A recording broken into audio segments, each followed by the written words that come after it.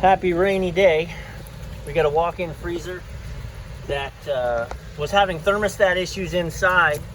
So the technician who was here bypassed the thermostat, and then he said nothing wanted to work. So let's take a look in here. So north side is our power coming in.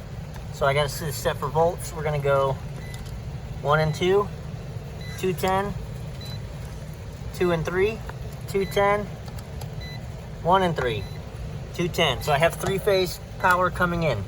Now let's do going out 1 and 2, 0, 2 and 3, 210, 1 and 3, 210. I have talked about this, and this can be confusing. How come I have nothing across 1 and 2? Right? So let's do the math, right? It's 0, 0.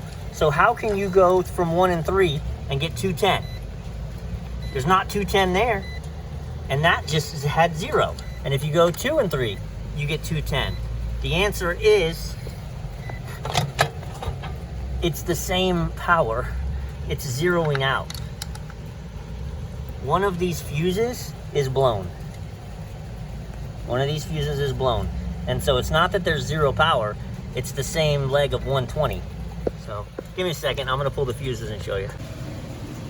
Let me show you a very neglected thing that you should do every single time, that I often don't do, but this time I did.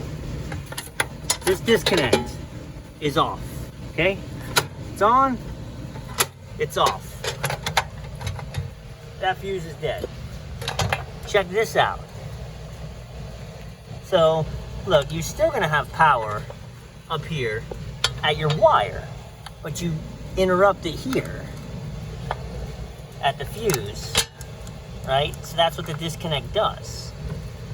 All right, so while it's down at 1 volt, so you're good. I'm gonna go to 3. Let's go to the top of the fuse. 23 volts, its power's dead. Go to the middle one. 110 volts. 110 volts. That disconnect is bad. I have it turned off. You reach in there and touch that wire, it's gonna zing you, because there is 110 volts with the breaker in the off position. So when you kill a breaker, like, I'm very guilty a lot of just killing a breaker and then starting to do what you need to do. Get your meter and test it, because I got to replace this cutoff. Like, I can't safely do work up here because I've got live power. I got to kill it at the breaker. Okay, so in the evaporator with this unit, so this is the temperature controllers I use. This is not an OEM controller, obviously. It's made by Inkbird. Again, ironic, because I'm sitting here showing you one that's burnt out, but I have very little trouble with these. They are very inexpensive, and they allow for very specific programming, where if you actually get the Johnson Controls thermostat that they use for this, you can set it for -10, but it has an automatic differential built in. Where this, you can dial it in. So you can say, I want it to be -6, and I want it to only go from 6 to 2, 6 to 2, 6 to 2. You can control everything. So they're great. This one, the guys were here earlier, and we started losing temperature in the box. Had a technician on site.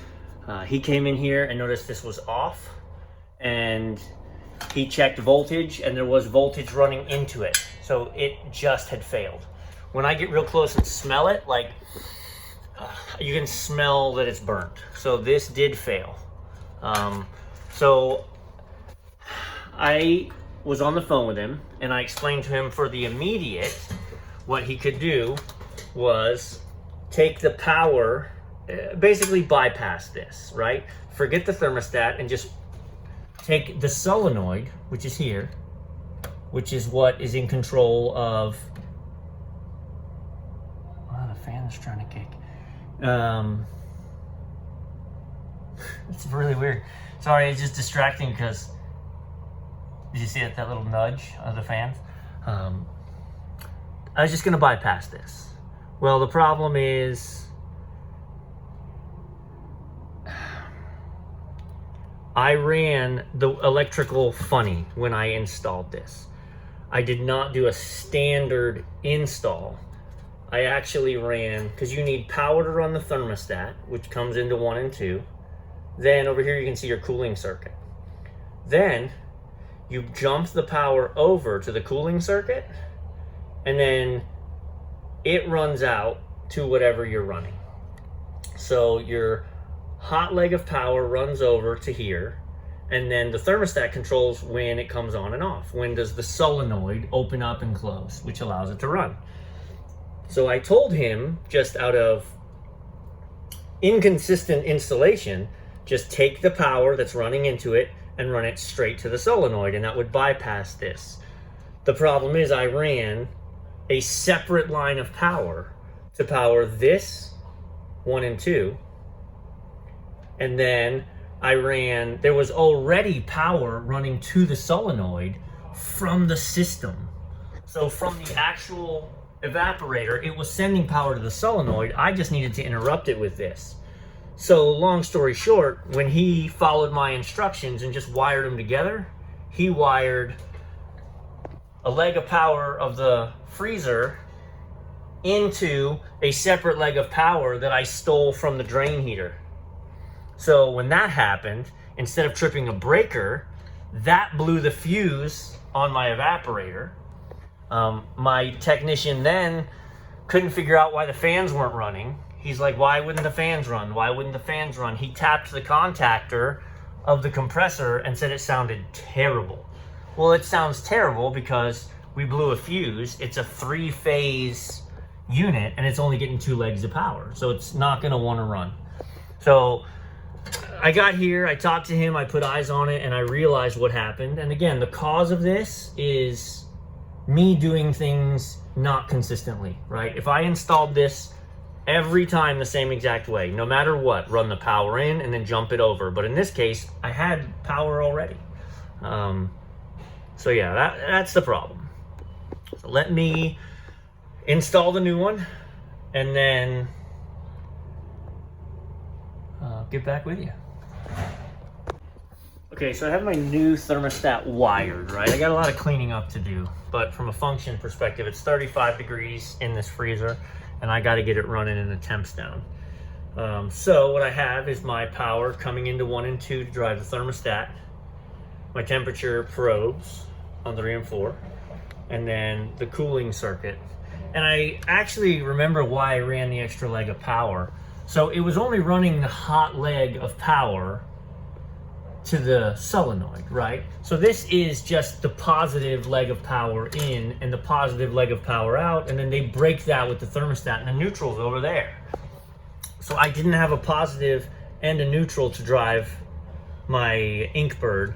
I didn't want to run new lines through the center because the heaters and the fans, so I just jacked a leg of power from the heater is a separate breaker, is a separate electrical box up there. So I just tapped into it, ran it out. So that's why I did it weird. But regardless, the cause of the problem is that I did it weird and then didn't express that to the technician who was here. So I'm gonna head back to the roof. I've turned, this is on, so this is powered. Okay, so I've got the unit off at the breaker since the upstairs disconnect doesn't work. Now we're gonna head back upstairs and address the fuses, change the fuses, make sure everything's set on the defrost clock, and then she should fire up. Real quick, I'm gonna hold this down, and that's gonna bring you the options, temperature settings. So I actually wanna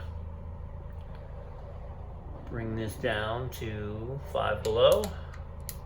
Okay, boom, now you see the cool light came on. So in theory, it will open the solenoid once I give it power. So that's temperature settings, differential settings. So set for 3. So if we're set for 5 below and I set this for 5, then it's gonna cool down to 5 below and then it's gonna shut off to 0. So I'm actually gonna make this 10. So we go 5 below, 5 above, 5 below, 5 above. and hit power to lock it in. Okay, so once I restore power to the system at the breaker, this is set to call for cooling. We should be good. So, to the roof. Okay, so I checked the power across the incoming legs of power on the top just to make sure they're all off, and they are. And I did 1 to 2, 1 to 3, 2 to 3. I got nothing on all of them. So now we have no power. When it comes to replacing fuses, get a fuse puller for sure, because they're so much nicer. Alright, so that's a good fuse technically. That's a good fuse technically. But I'm going to change them all. Now, most of the time when you blow a fuse, it's like, well, why did the fuse blow? You know, and are the other ones soon to blow behind it? We know why this one blew. It was because we wired something wrong.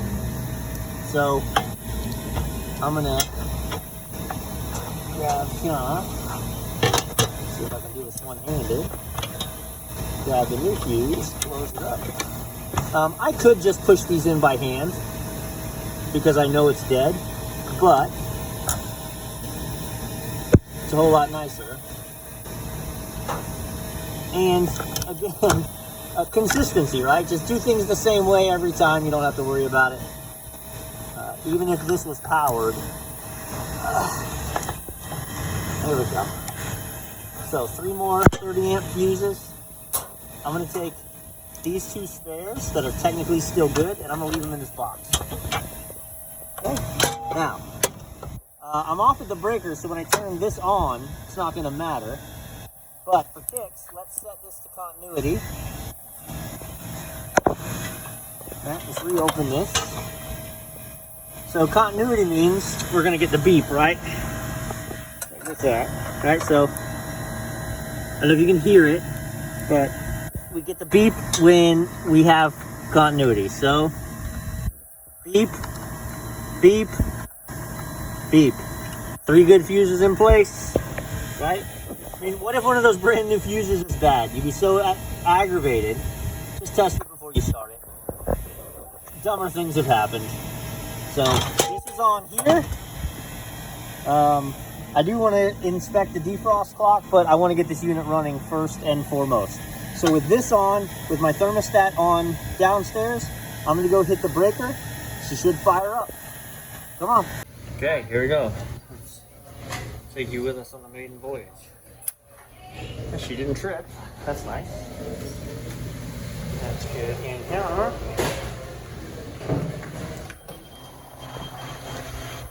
We got fans.